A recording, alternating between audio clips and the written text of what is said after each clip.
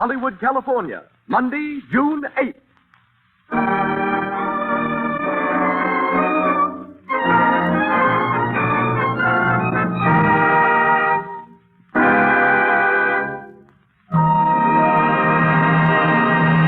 The Lux Radio Theatre, presented from its new home on Hollywood Boulevard, Hollywood, California.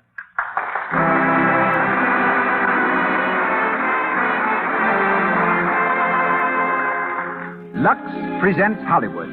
Such great personalities as William Powell, Myrna Loy, W.S. Van Dyke, Theda Bara, James Seymour, Minna Gamble, Porter Hall, and many others will take part in this presentation sent to you by the makers of Lux Toilet Soap, the beauty soap of the stars. Appearing before a distinguished Hollywood audience, Mr. Powell, Miss Loy, and a cast of 18 great players present the play that has broken box office records from coast to coast, The Thin Man.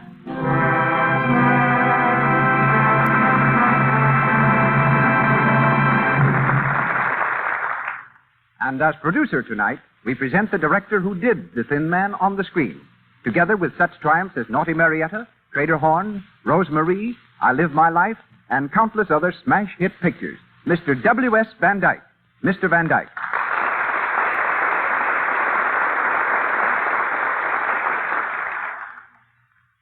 Hello, everybody. Well, it's a great scene at the Lux Radio Theatre tonight. In our audience, we have Betty Davis, Jimmy and Lucille Gleason, Bob Armstrong, Ole Olson of Olson and Johnson, Stu Irwin, Jimmy Starr, famous communist, Evelyn Venable, Mr. and Mrs. Leon Schlesinger. Maybe it would interest you a little inside information on the show we're doing tonight, The Thin Man, and about William Powell and Myrna Loy, who are going to do it for you. As you know, The Thin Man was a best-selling novel by Dashiell Hammett. Hans Stromberg, down at the studio, MGM, got a hold of it and brought it to me. Woody said, if you'll make this picture, I'll buy the story. Well, I read it, and while it was a good enough mystery story, there was something else about the book that struck me. Here was something new and fresh and very charming. A romance between a man and his wife. It's a story of a couple of kids that understood each other and had a blessed confidence in each other. Beneath all the casualness and all the wisecracking, there's a lovely, wholesome relationship. Something really deep and sweet and inspiring. Well, we decided to make the picture. Albert Hackett and Francis Goodrich wrote a swell script. William Powell and Myrna Loy played the parts. And how? They played them beautifully, because Powell was just Powell and Loy was just Loy. Both of them wisecracking all the time and flouting right through the picture. I suppose you know that plenty of motion pictures take from 2 months to a year to shoot. We did The Thin Man in 16 days, retakes and all. Of course, it wasn't a pretentious picture. We didn't make it as one. I hate epics. But it is evident that people liked it. It has been very interesting to study out how they could tell this story on the radio. Bill and Myrna have had a lot of fun getting it ready for you, just as they did making the picture. And from the original story, from the original motion picture cast, we have, and are fortunate in having, Minna Gamble, Porter Hall, William Henry, and Thomas Jackson here tonight. So here we go, with William Powell and Nick Charles, and Myrna Loy as Nora in The Thin Man. Here they come, Bill Powell and Myrna Loy.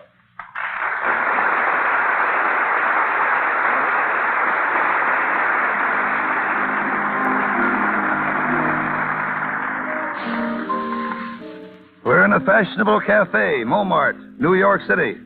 It's Christmas Eve, and the well-appointed dining room is filling rapidly. From the bar comes a good-looking young fellow of about 35, tall, casual, and worldly wise. He's Nick Charles, the well-known private detective, played by William Powell. And he's waiting for his charming wife, Nora, played by Myrna Loy. As he takes his place at the table, a young girl on the other side of the room recognizes him and hurries over.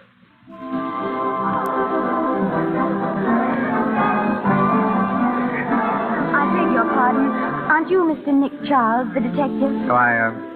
Yes, I'm Nick Charles. I thought I recognized you. My name is Dorothy Winans. Oh, yes? How do you do? Do you mind if I sit down for a moment? No, but I'm expecting my wife in a few minutes. You don't mind explaining your presence to her? Oh, of course. That's my fiancé over there at the other table. Oh, well, that makes everything all right, doesn't it? Sit down. Thank you. Your name is, Dorothy Winans. I'm Clyde Winans' daughter.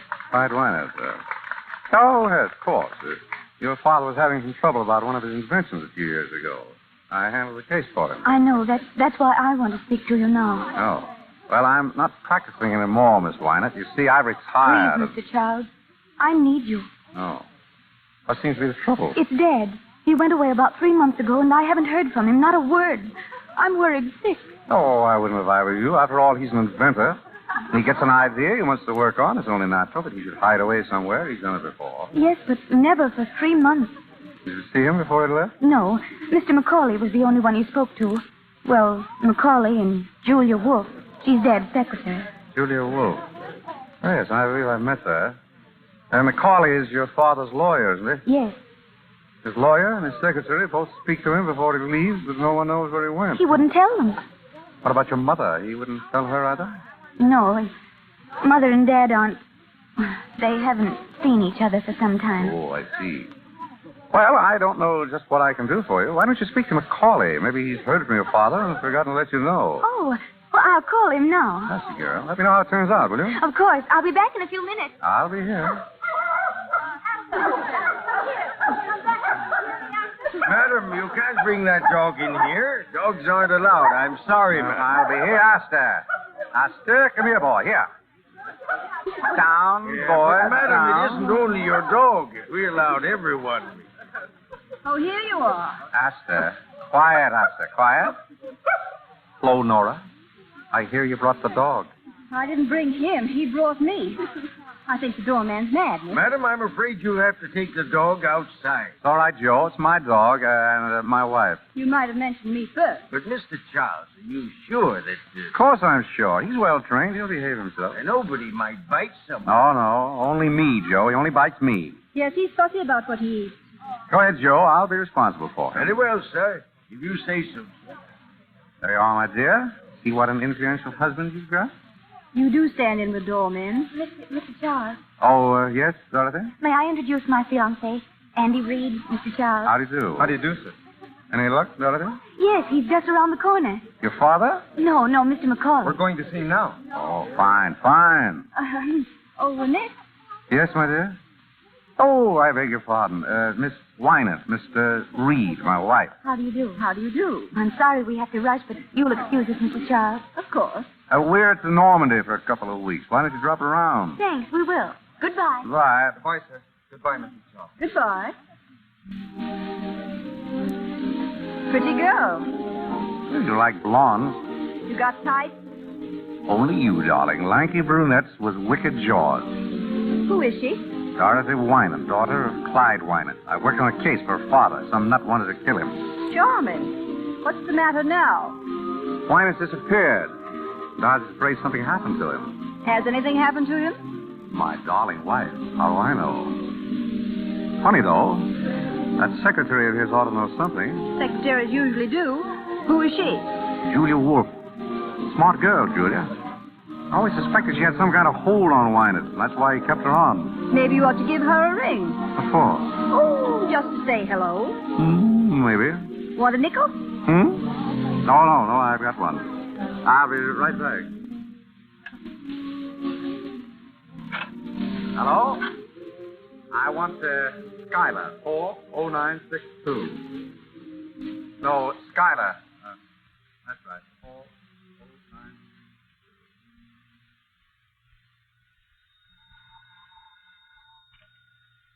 Hello? Yes, Julie Wolfe speaking. Who? Oh, hello, Mr. Charles. Yes? What was it you wanted to... Oh, no, I don't. He didn't tell me. Not a word. I'm sorry. That's all right. Goodbye. Morelli. Coming. Well, who was that? Nick Charles. The detective? He wanted to know where Wynant was. Oh, yeah? Why? He didn't say. Did anyone see Wynant come here that night? The night you and him had the scrap? I don't know. Oh, no? Well, I guess I'll scram. Wait a minute, Morelli. Where are you going? Oh, taking a little stroll, that's all. If Nick Charles is going to pop up around here, I want to be far away when he does. Oh, don't be a fool, Morelli. Fool, huh? Hey, listen, sister, I got a record 9-inch to come face to face with no dick. Sit down, Morelli. You need money, don't you? Yeah. What about it? You got some? Plenty. I'm Winans' secretary. Oh, yeah? What do you mean by that? Wouldn't you like to know?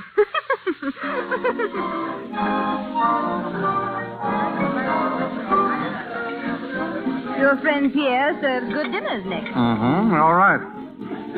You still didn't tell me what Julia Wolf had to say. Nothing. She didn't know where he was, that's all. Finished? Finished. Let's get out. We'll grab a cab and get back to the hotel. Ready and willing. Where's my purse? Come on, Esther.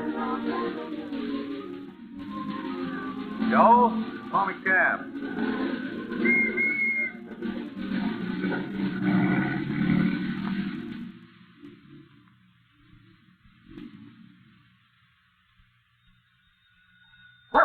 Hello? Hello? Esther, be quiet. Stop it. Hello? Yes? Who is it? Miss... Oh, he is. I see. Thank you. Oh, Nick. Yeah? It's Mr. McCauley. He's on his way up. Call him. I wonder what he wants. Isn't he Winans' lawyer? Yeah? Maybe he's got some news. Well, he ought... Say, you're worrying an awful lot about this business. Forget it. I'll open it. I'm Mrs. Charles. Come in, Mrs. Charles. Hello, McCauley. Hello, Charles. Well, how are you? Fine. Sit down. Thanks.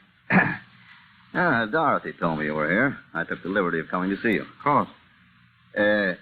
Charles, what's Mimi up to? Mimi? Oh, Dorothy's mother. Does she have to be up to something? She usually is, trying one way or another to get money out of Winans. I wanted to find out if you were, sleuthing for her. I haven't been a detective for 4 years. Oh, you don't say. Oh, my wife's father died and left her a lumber mill, a narrow gauge railroad, and, a couple of other things. I'm looking after them. I see. What's all the fuss about? Is Winans in hiding? Yeah, you know as much about it as I do. I haven't seen him in 3 months. He sends word through Julia Wolf when he wants money. I give it to her, and she gives it to him. Mine? Hello? Oh, just a moment, please. It's for you, Mr. McCauley. Your office. Oh, thank you. Hello? What? He is? Well, where is he? Well, very well. Well, he's back in town. Mr. Winans? Yes, thank heaven. He's waiting for me now. Well, I've got to rush. I'll tell you, it's no joke working for a man like that. Oh, goodbye, Mr. Charles. Goodbye, Charles. So long. Merry Christmas. Same to you.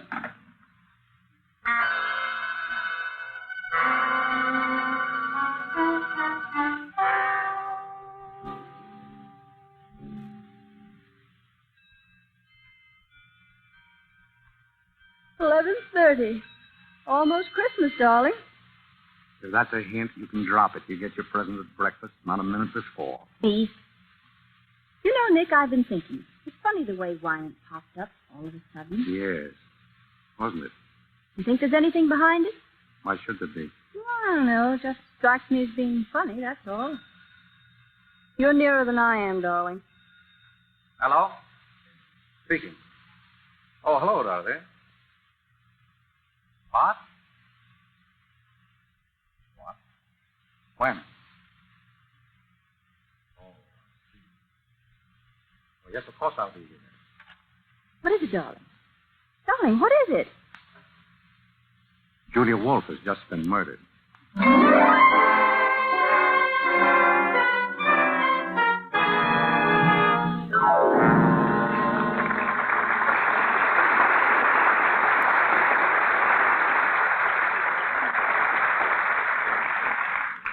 You are listening to William Powell and Myrna Loy in the story of The Thin Man, from the stage of the Lux Radio Theatre in Hollywood Boulevard. Before we go on with the story of Nick and Nora, we want to take you on a quick tour of Hollywood.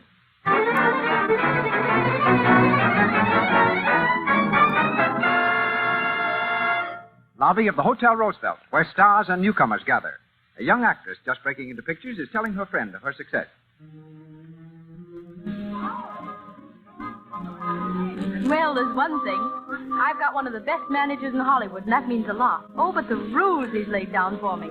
Gee, what do you mean, rules? Well, you'd think I was going into training for the Olympics. I've got to lose 5 pounds. I've got to take lessons in singing and diction, and of course my complexion's got to be perfect.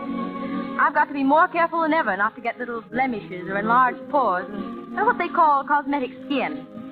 Thank goodness I know enough to use Lux toilet soap regularly, the way everybody around here does.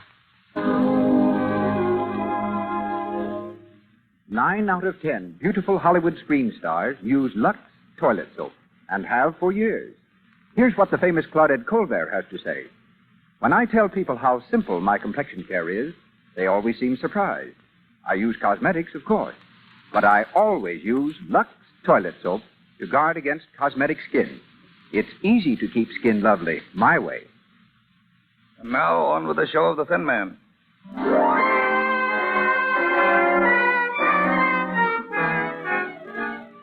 An hour has gone by since Nick heard about the murder of Julia Wolfe. In the living room of their suite at the hotel, Nick and Nora are listening to the radio. A news reporter is broadcasting the latest developments of the case. And here's the latest news of the Julia Wolfe murder. The police have found out that the beautiful blonde secretary was the gangsters girl that's spreading the dragnet for one Joe Morelli, said to be hiding out somewhere in the city. In Paris today, the Chamber of Deputies... Never mind the Chamber of Deputies. Joe Morelli, that's what I want to know about. Well, did you get any more information out of headquarters? As much as they had. Julia Wolfe was shot and killed about 9 or 9:30. Body discovered on the floor of her living room a little after 11. Who discovered it? That'll surprise you. Mimi Wynant. Dorothy's mother? Right. What was she doing there? I don't know. Where's Clyde Wynant? Still missing. Missing? But Macaulay was going to see him. They had an appointment. And I spoke to Macaulay. Wynant never showed up. Nobody knows where he is. It's going to be pretty tough on Dorothy, isn't it? Meaning what? Meaning that it looks as if Clyde Wynant skipped one appointment in order to keep another with Julia Wolfe. You think he killed her? Oh, it's just a guess. You're the detective around here, darling. Oh, that's Dorothy. Said you wanted to see me. Well, come in, Dorothy. Thank you. Is anyone here? That's Nora. Have a seat. Oh. Hello, Dorothy. I'm sorry for breaking in on you like this. Oh, that's all right. We're used to it. Anything wrong? Julia Wolfe is dead. Yes, we know that. Here's the gun she was shot with. What are you trying to tell me? That you did it? Yes. I hated her. She kept me from seeing my father. I went down there to ask her where he was. She wouldn't tell me. I shot her. Where did you hit her? Why, in the heart. Pretty good shot you are. What did she do? She fell down. Did she make any sound? Didn't scream? I don't know. Which way did she fall? She fell over backwards. Oh, yes? People fall toward a shot, you know, not back from it. I knew you were lying. Oh. All right, come on, now, brace up. Where did you get this gun? I bought it in a pawn shop. I thought so. Why did you say you did it? Whom are you trying to shield? Oh, please, don't ask me. You got to tell me. Nick, let me handle this, will you? Dorothy, look at me. Nick is trying to help you. Why don't you help him? You were trying to shield your mother, weren't you? No. Your father, then. Dorothy. Yes. My father. Why did you think he did it? Mother was the first one to find Julia Wolfe. She saw something in Julia's hand, and she took it. What was it? A watch chain. It belonged to my father. So you think your father did it? I don't know. Did your mother turn the chain over to the police? No, she kept it. She didn't tell them anything about it. But she showed it to you? Yes. Why did your mother go to Julia Wolfe's apartment in the first place? She went to ask for money. Oh, money again, huh? Yes? Oh, have them come up, please. Who is it? Dorothy, I wonder if you'd mind waiting in the bedroom. Of course. It'll be only a minute. Well, Nick? It's Mimi Wynant. Alone? She's never alone. Dorothy's brother is with her. Screwy college kid. And some guy by the name of Chris Jorgensen. Jorgensen? Who's he? Macaulay told me about him. A hanger-on type. I think he's after Mimi's dough. But she hasn't any. Maybe that's why she wanted to get some from Julia. I'll take it. Hello. Nick, how are you? Fine. Come in, Mimi. Thank you, Nick. This is my son, Gilbert. How are you? Very well, thank you. And Mr. Chris Jorgensen. He's an old friend of mine. How do you do? How do you do? Sit down. Sit down. My wife. Mrs. Wynant, Gilbert Wynant, and Mr. Jorgensen. How do you do? Well, Mimi? Nick, I've never been in such a state in my life. You know, of course, that I was the one who found Julia Wolf. So we've heard. Oh, my dear, it was terrible. I walked in and there she was, lying dead on the floor. I meant to ask you, Mother, was there much blood? Gilbert, don't be so morbid. But I'm interested in murders. You know, Mr. Charles, I formed a theory about this one already. So? In my opinion, the man who did it... Gilbert, be quiet. You don't know anything about it. Oh, but I do. Be quiet. You were saying, Mrs. Wyman? About finding Julia Wolf. I was simply petrified, and such a mystery. Clyde Winans crazy, absolutely crazy to stay away at a time like this. No wonder the police think he had something to do with it. What do you think? Oh, I know he didn't, but I wish I could find him. I have something very important to tell him. Macaulay won't help at all. He thinks I just want money. Well, don't you? Oh, Nick, you're always teasing. Mrs. Wyman, were you alone when you found Julia Wolf? Why, of course I was. Wasn't Mr. Jorgensen with you? I? Certainly not. I don't know anything about it. The first word I had that Julia Wolf was dead was when Mrs. Wyman called me at my club. Oh, she called you? Yes. Why? I beg your pardon. Oh, let's not even talk about it. The thing to do is to find Clyde. And that's what I've come to you for, Nick. You will help me find him, won't you? I'm afraid I can't, Mimi. Oh, Nick, please. Now, Mimi, there are 1,000 detectives in New York. Hire one of them. But Clyde knows you. All you have to do is to get in touch with him and tell him that Mimi says everything is all right, but that I've got to see him. I tell you again, I don't want any part of it. Is that final? Final? Well, if that's the way you feel. He'll turn up. You just help all you can. Give the police every possible assistance. What do you mean by that? Oh, nothing in particular. Oh. Well, we'll say good night. Good night. I'm sorry I can't help you, Mimi.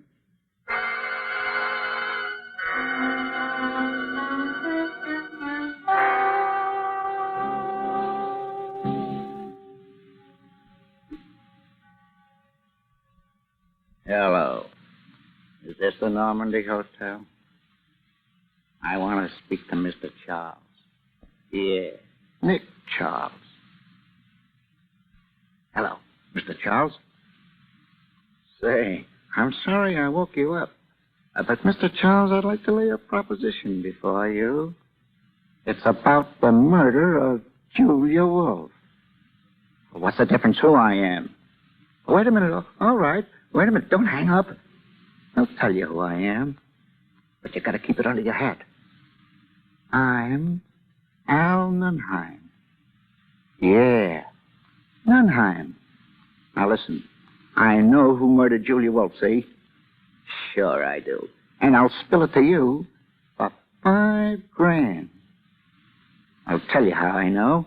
Because I was outside of her apartment when she was shot. And I saw the one who did it. And I'll spill it to you when I get... Hey, wait a minute. Hey, I can't talk now. I'll call you again. Hello? Hello? Hello, you still there? Hello? Well, what's up? Now what's on? I don't know. Some crank, I guess. He hung up. You better get back to bed and get some sleep.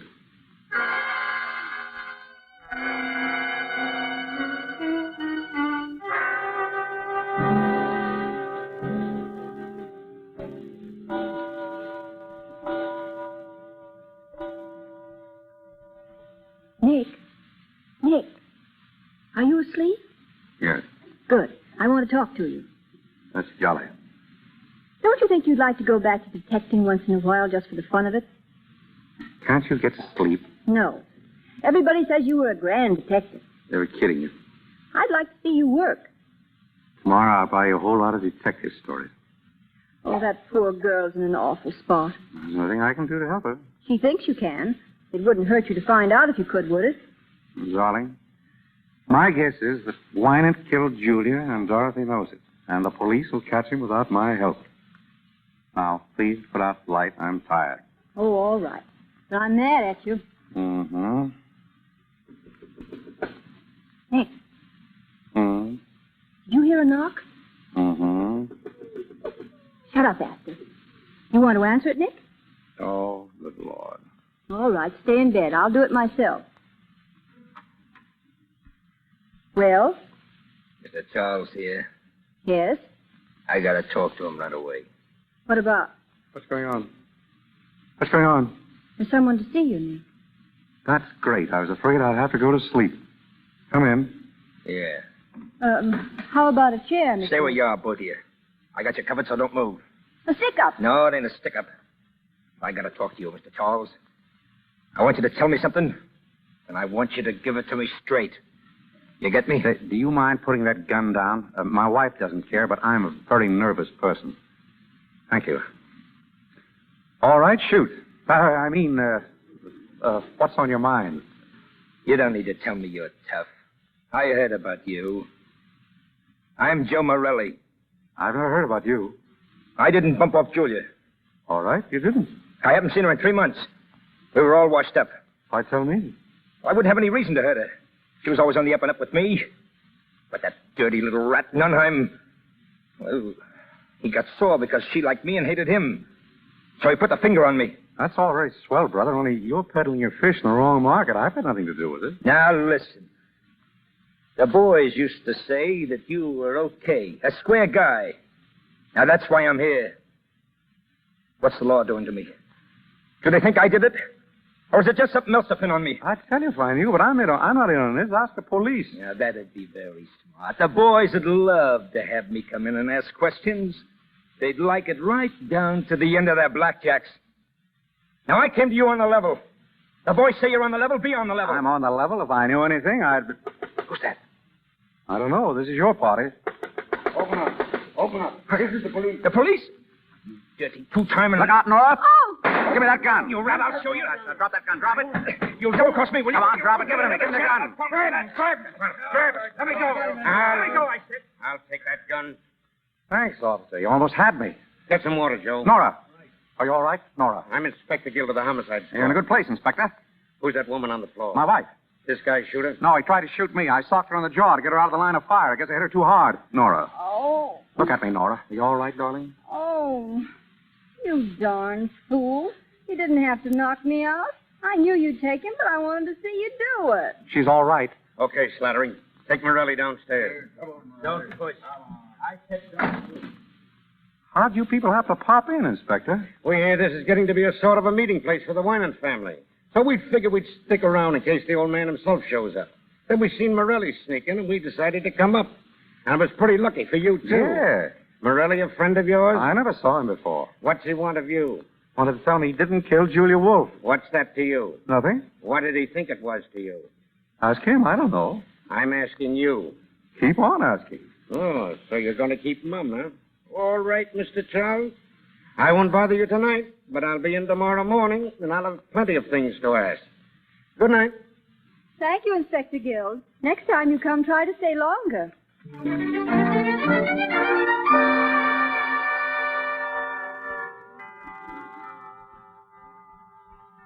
Nick, wake up. It's Christmas. Oh, yeah? Look, here's a telegram for you. It just came. Open it, will you? Probably a touch from somebody. Well? Nick, What is it? it's from Clyde Winans. Listen. Will you take charge of investigation on Julia Wolfe murder? Communicate with Herbert Macaulay. Clyde Winans. Where's it from? Philadelphia. Then he didn't do it, did he, Nick? I don't know. Communicate with Macaulay, huh? All right, we'll ask him up here this morning.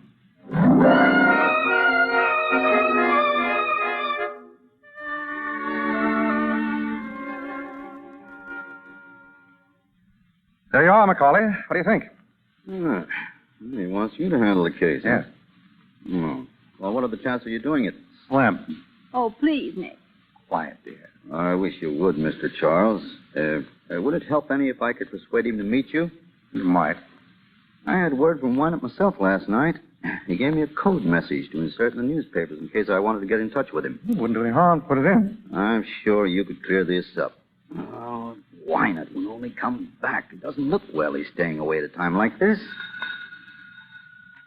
Yes? Oh, just a minute. For you, Mr. Macaulay, police department. Police department? Hello?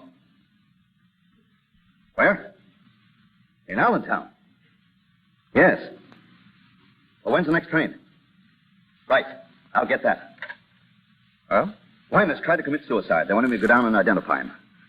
Well, I guess this changes the whole story, doesn't it? That looks like an admission of guilt. Oh, I had such hopes. I thought if you got on this case... well. Well, it's no use thinking about it now. Well, I'm sorry to have wasted so much of your time. You'll excuse me, won't you? Of course. Goodbye. Bye. Well, that's that. A finish. What's the matter with you? Oh, the mystery's all gone. And I wanted you to find out who did it. Maybe I will. But Winans. I don't believe he did it. Why don't you? No reason. Just a hunch. But I'm going to find out. Come on, Dr. Watson. We're going places. I want to speak to Inspector Gill.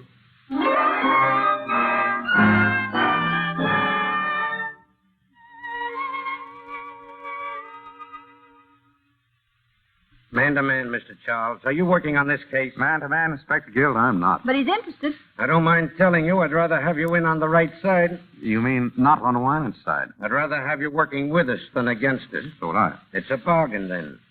Do you know about the case? I read the papers. What about the suicide? Oh, that's a phony. The men didn't even have to go down. Yeah, I thought it might be.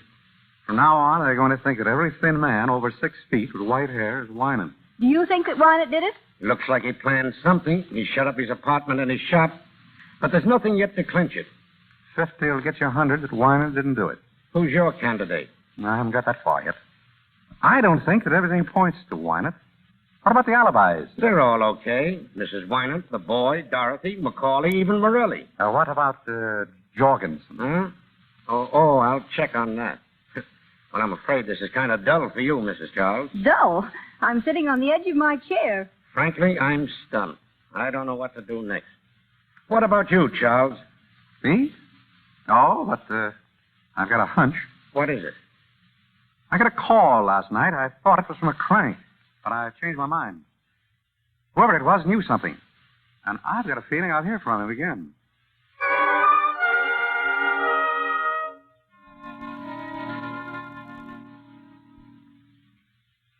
What time is it? Almost 10. Still waiting to hear from the crank? And how? Here, give me that quick. Hello? Yes? Yes? This is Nick Charles? Who? Can't hear you. I said I can't hear you. Have to speak louder. I can't speak any louder. Hey, this is Al Nunheim again. You know, I called you last night. Hey, listen.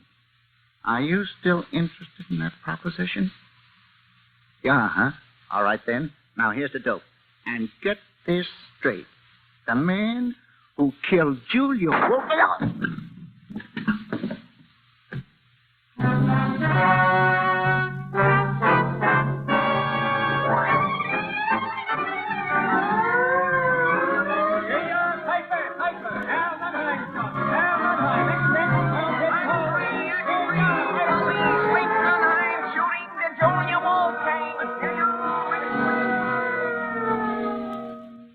What's this, Gil? You think Winans killed Julia Wolf and Nunheim? Right. Why? 2 reasons. First off, Mimi Winans came across with a watch chain. She plucked off Julia's body. Oh, she did, huh? It belonged to Clyde Winans. Yeah. What's the second reason? A pip. The bullet that killed Nunheim came from the same gun. That's all right, Inspector. All right, it's perfect. Clyde Winans is guilty of both those murders. Maybe. What? But you'll still get your 100. I say Winans innocent. You can say what you want, but I'm spreading a dragnet for that guy over every town in these United States. And I'll get him, too.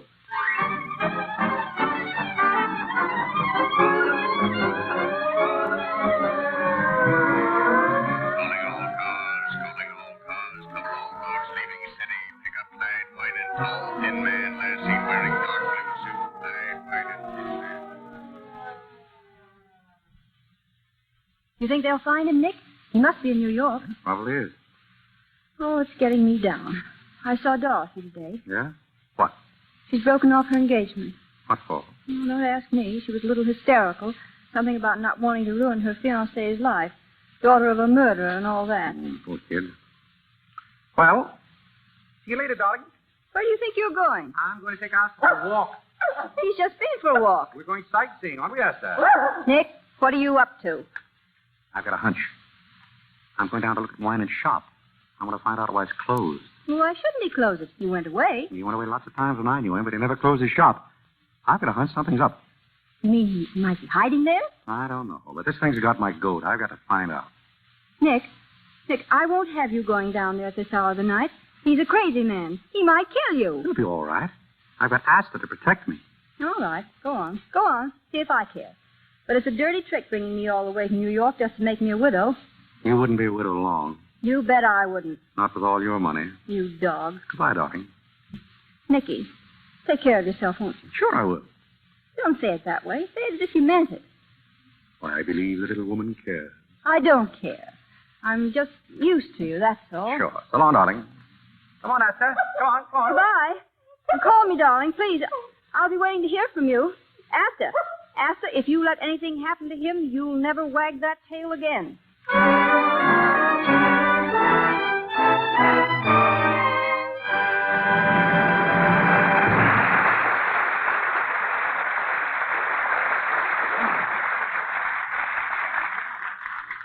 You are listening to the Lux Radio Theatre's production of The Thin Man, starring William Powell and Myrna Loy, with the music under the direction of Louis Silvers. This is W.S. Van Dyke speaking. We have here tonight the man who wrote the great picture, Lawyer Man, for Bill Powell here. He's a producer, too, but just on the writing end. He's done many great pictures, 42nd Street, The Gold Diggers, King of Burlesque, and lots of others, including an original musical, Ladies in London, which you'll be seeing soon. And here he is, the man whose name you'll see on the screen before the picture starts. One of Hollywood's greatest picture writers, James Seymour. Come here, Jim.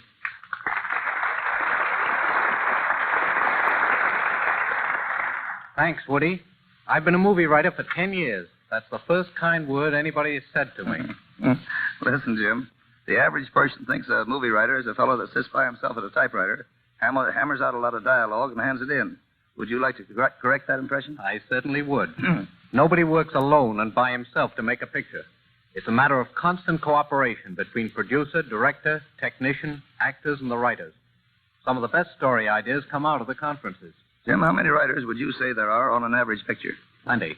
Believe it or not, I've seen pictures where there were more writers than actors. If all the people who contributed to the story got screen credit, it would look like a page from the telephone directory. You've written on both the stage and screen, Jim. Tell the folks how they're different. Well, pictures have less talk, but they tell more in less time. Like concentrated foods, all the good and none of the waste. In the theater, everything must be brought to the audience. On the screen, you take your audience wherever the camera can go. And here's another important point that comes right back to your Lux Radio Theatre. On the stage, the star just enters. But on the screen, she's introduced with a big close-up, a picture of the star's face many times larger than life-size. Every time a movie star's complexion is mentioned in this Lux Radio Theatre, I think of those close-ups. Those stars just have to be beautiful. And they found that Lux toilet soap helps them look their best. Producers know it, too. And that's why it's the official soap in all the great studios in Hollywood. Right, Woody? Right on the nose, Jim. Thanks for coming over. Thanks for asking me. Good night. Good night, Jim.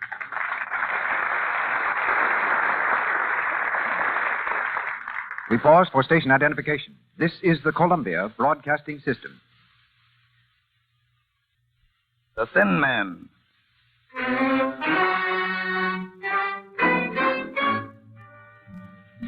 Nick is on his way to Clyde Winer's deserted laboratory. In a dark and desolate section of the city, his cab veers sharply around the corner and pulls up in front of a gloomy, old, rickety building. Say, mister, are you sure this is the place you wanted? Looks like it. Come on, Asta, jump. How much owe you? $1.20. Or do you want me to wait? No, never mind. Oh, that's good. You know, this ain't no neighborhood to be in at 2 o'clock in the morning. I want to get out of here. There you are. Thanks. Hello. Come on, Asta. Come on, what's up with you?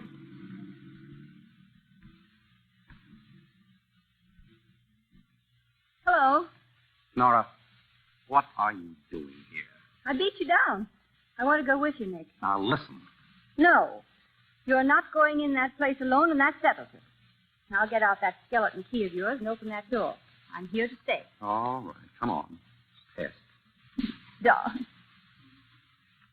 Nice neighborhood Winans picked out for his laboratory. I can almost hear the chains rattling. Do you believe in ghosts, Nicky? There we are. Come in. It's quiet. Nick, it's dark in here. I've got a flashlight. We'd like to close the door.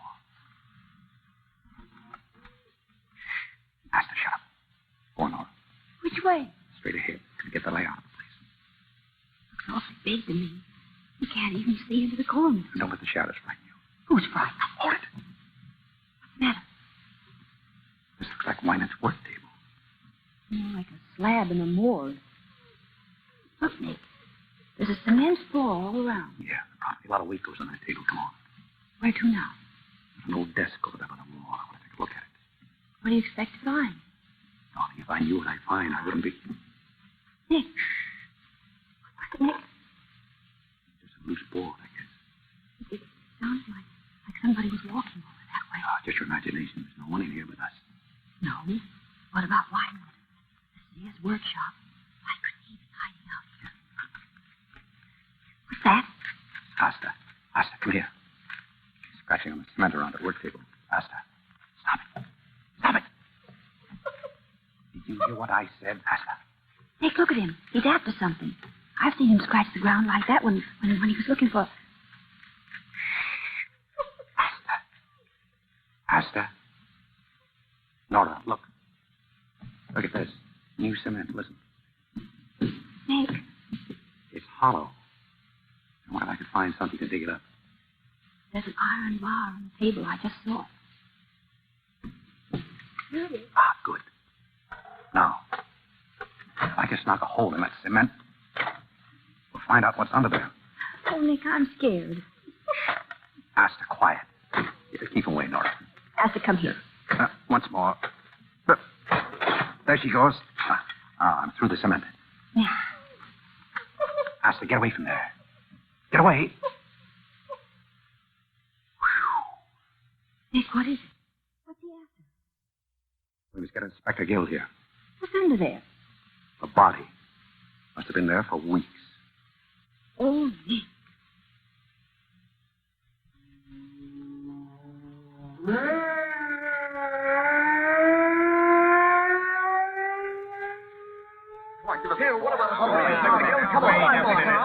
a minute. Wait now, you reporters. You'll get your story as soon as I can give it to you. Until then, you gotta leave this alone. Come on now, get out. Those reporters are enough to drive a guy nuts. Well, you were right, Nick. It was a body. A skeleton, rather, buried in lime. I wonder what Wynan had against this one. Did you find any clothes? Yeah, but no identification on them. Just a silver belt buckle with the initials, DWR. DWR. Who was that? I got a good idea. That case you worked on. The guy who threatened to kill Wynan. What was his name? Oh, Rosewater. Yeah, Rosewater. He said Wynan tried to steal an invention, didn't he? Yes, but we figured it was just blackmail. Just the same, Wynan wouldn't mind having him out of the way, would he? And according to the doc, the body's been there at least a couple of months. That's just about the time Wynant closed the shop. Right. Did you put the skeleton under the fluoroscope yet? Half an hour ago. We found the bullet he was killed with and something in the leg bone. An old piece of shrapnel. Shrapnel? Yeah. Why? Shrapnel in the leg bone. He probably limped. What do you mean? Oh, nothing. Well, so long, Inspector. I'm going to pick up my wife, take her home. It's been a long night. So long. Give her my best, will you? Right.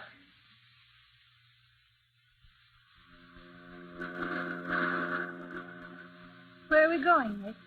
Back to the hotel, my sweet. Pack our bags and take a nice trip somewhere. A trip? Oh, no. My soul, woman, I gave you 3 murders and you aren't satisfied. I want you to stay and find one. I did find it. What do you mean? He was down in the shop. Nick. It was his body that was buried there. Linus' body? Yep. But they all said it was Rosewater. Oh, that's what they think.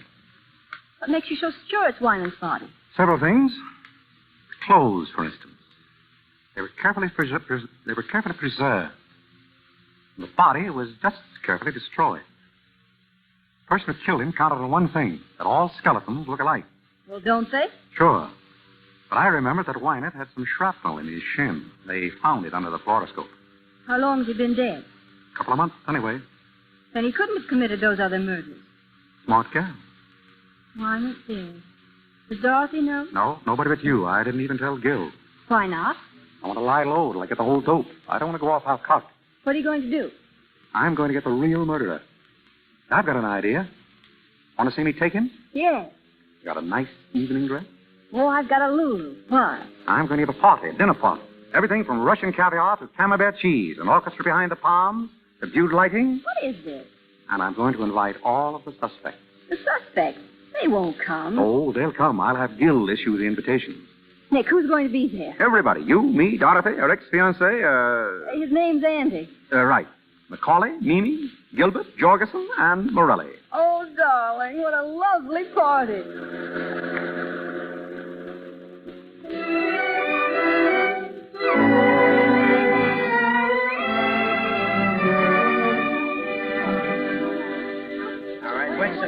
Good evening, everybody. Mr. Charles, what is the meaning of this? The meaning of what, Mimi? Why were we all rounded up like common criminals and brought to the dinner? To eat, Mimi, and talk. Will everyone please be seated? Dorothy here. Thank you. Andy, next to her, please. Oh, but Mr. Charles, Please.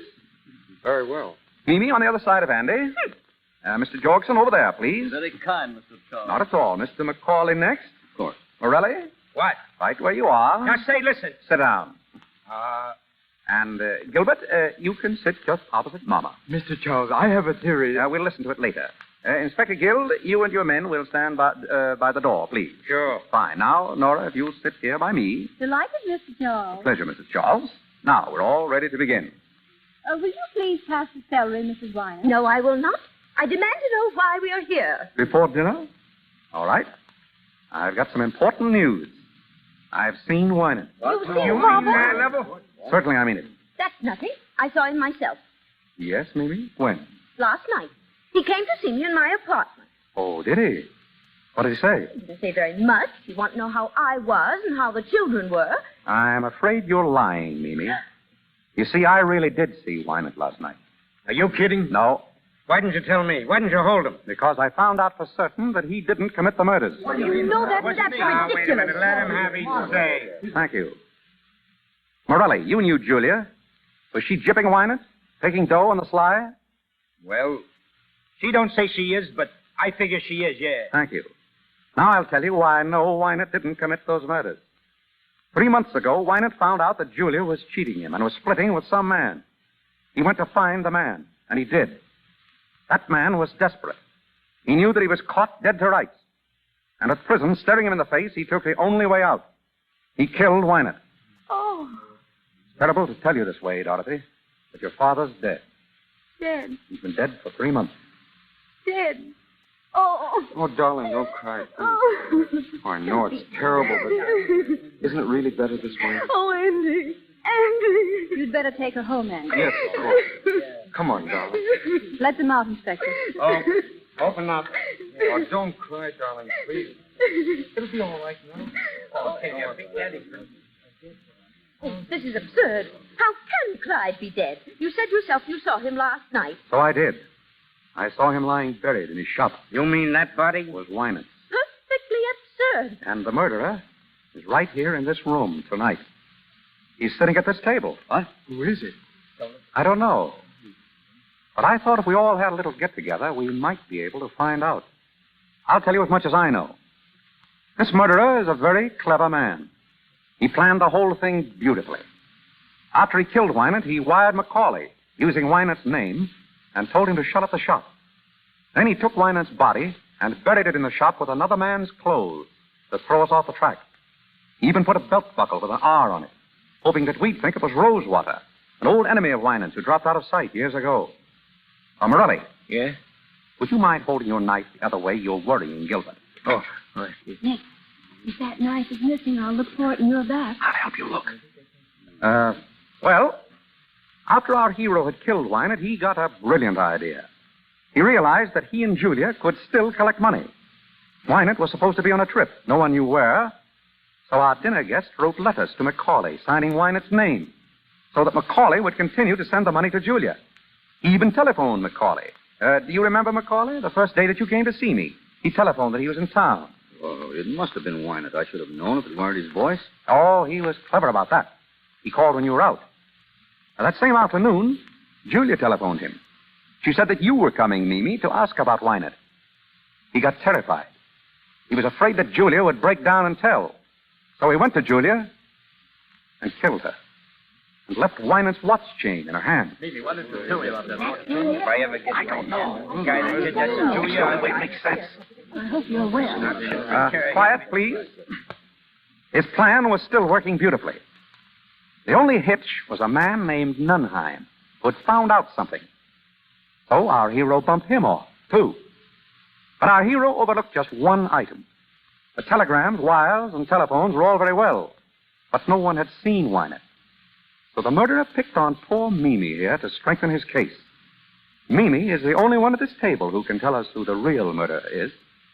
Mimi? Who was it told you to say you'd seen Winant? Nobody told me. I did see him. What did he pay you, Mimi, to stick to that story? It isn't a story. It's true. I did see Winant. He's not dead. You're lying, Mimi. But then you'd do anything for money. You're getting a good price for saying you saw Winant. I'm not going to stay here and be insulted. Sit down. You're getting a good price, Mimi. But don't forget this. 2 other people were in with him on this deal. Julia and Nunheim. When he thought they might spill something, he bumped them off. You ought to know darn well that he's not going to take any chances on you. What do you want to do, be next on his list? No. And who is he? Who paid you that money? Macaulay. Oh, you dirty little... I think that'll hold him. Oh, boy, what a wallop. Hey, nice work, Mr. Charles. There's your man, Inspector. Mr. Macaulay. I can't believe it. What do you want me to do, wrap him up in cellophane? Pick him up and get him out of here. Come on, boys. Grab him. Let me get a handle. Nick, you took him. I knew you would. Yeah, another case like this, and I'll develop into a prize fighter. Oh, Nicky, you're grand. You're glorious. I'll bet you say that to all the boys.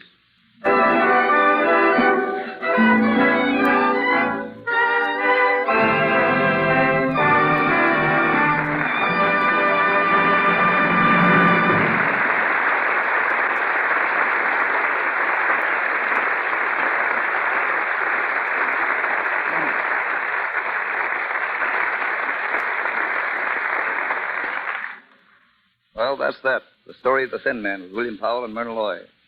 I'm going to get them back out here in a minute to talk to you. As you know, these broadcasts from the Lux Radio Theatre are quite an event in Hollywood. And among our many friends here tonight is one of the greatest stars of the silent pictures. I admired her from afar when she was doing such magnificent spectacles as Cleopatra, and I was just an extra. Today, she is the wife of one of our leading film directors. I've known her for many years as a most charming and gracious lady, and I want you to meet her now, Miss Theda Barrett.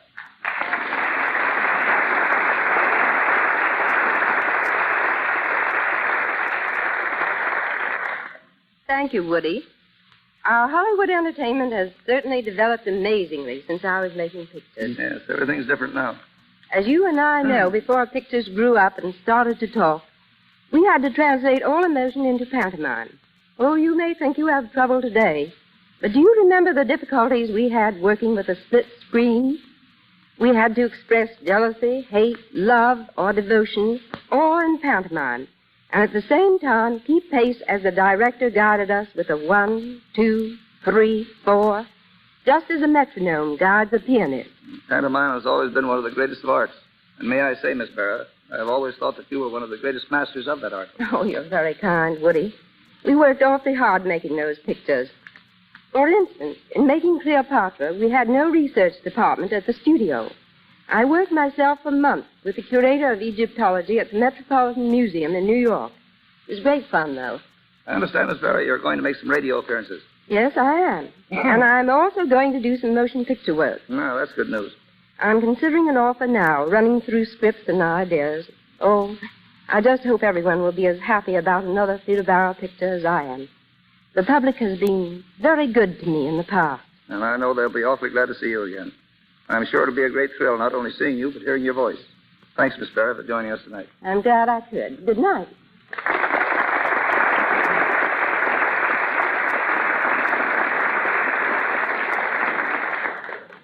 Hearing Theda Barrett talk of her plans brings to my mind some other plans I've heard discussed in Hollywood this week.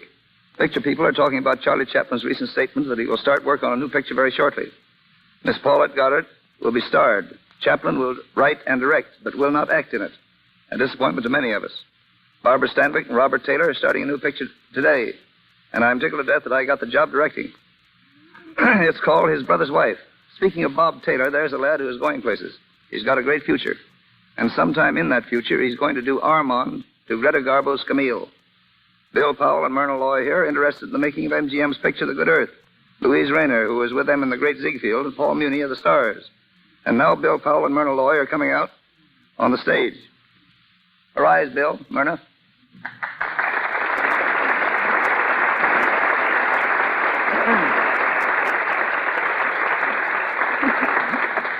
Kids, you did a great show. You're really marvelous.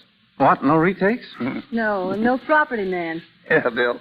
I'll bet you're glad my property man isn't here. Remember how he used to swat you with a broomstick when you weren't hurrying on the set fast enough? Yes, that Harry Alvarez is a great fellow, and he's the most independent cuss in the whole picture business. Listen, Bill, that fellow was with me in the Arctic when we made Eskimo.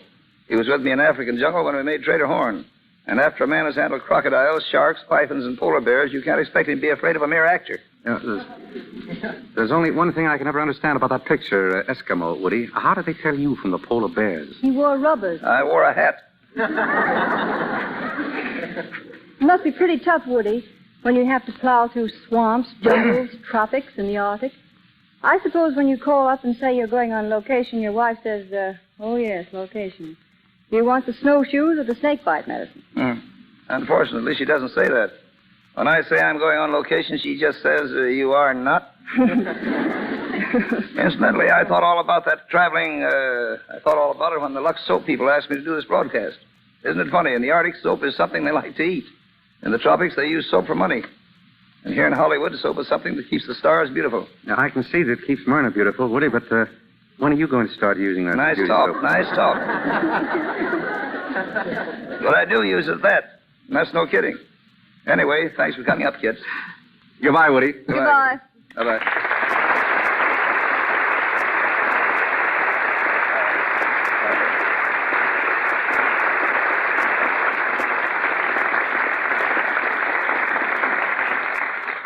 Before I tell you about next week's show, I'm going to ask our announcer, Mr. Ruick, to tell you more about the cast and about Hollywood studios who are cooperating with us.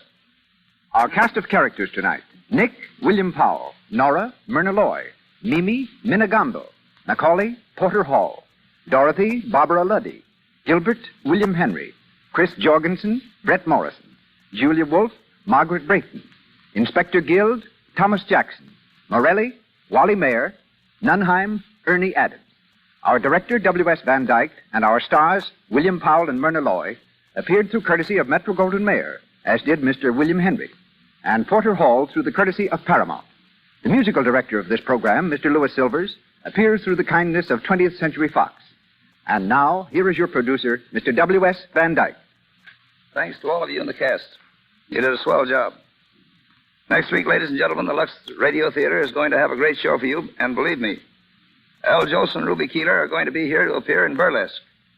It was a smash hit on Broadway and then a great moving picture, and now it's going to make a marvelous radio vehicle for Al Jolson and Ruby Keeler. I think you'll like it.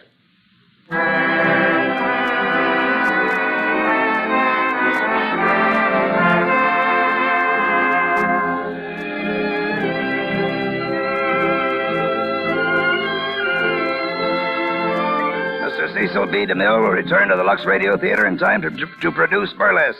And you know he'll give you a great show. I've enjoyed being with you all, and good night.